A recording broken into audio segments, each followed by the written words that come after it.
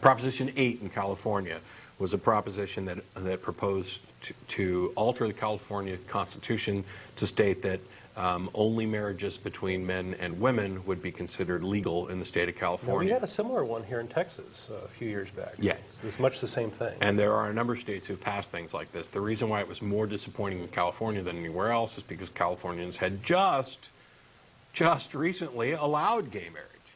And a Supreme Court ruling. Right. Right. And this was a backlash from some conservative, fundamentalist evangelicals primarily. But the thing that was most disappointing to me about it is that it was among the demographics for those who voted in favor of Prop 8, 70% of African Americans voted in favor of it. So on the same day, in the same year, in the same state that was critical to electing an African American as the next president of the United States, this particular minority, who has been wronged for so long in such abundance, overcame their own obstacles to help elect an African American to office, to change the outlook, change the face of America in the eyes of the world. And yet at the same time, 70% of them essentially disregarded another minority's rights and set up a constitutional amendment that prevents true equality.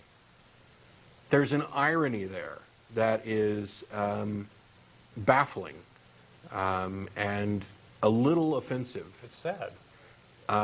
But that's not what I want to rant about. That's what some people thought I was going to rant about. I'm disappointed. It's sad. What I'm going to rant about is Arkansas. The backwards-ass redneck morons in Arkansas who don't like kids or are so afraid of gay people that they decided, screw the kids. What they did was they put a proposition on their ballot this election to ban adoptions to anybody who is not legally married. Now, this was clearly and transparently a way of preventing gays from adopting.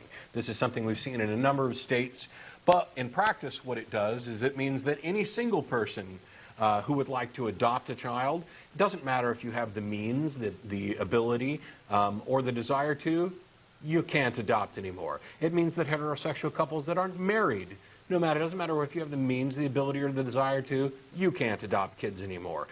Homosexual couples, doesn't matter how good you are, how financially stable you are, what kind of environment you can have, you don't get to adopt either. And that was the critical mistake of the ignorant, backwards morons in Arkansas. Because instead of just banning gay marriage, they decided to ban, gay adoption. They decided to ban adoption from all of these people, which now means they've got a bigger base of people to fight when this thing comes back around. So I'm not disheartened by their ignorant and thoughtless and unconscionable act of not giving a damn about kids. There are tons of kids desperately in need of adoption, and all they want is a good home. And they don't give a damn if it's a single person, a heterosexual couple, a homosexual couple. They're just tired of being buried in the system. And the older they are, the harder it is to happen. And you people in Arkansas voted for a proposition that hurts kids because you're afraid of gays. That is one of the most despicable things that happened in this election.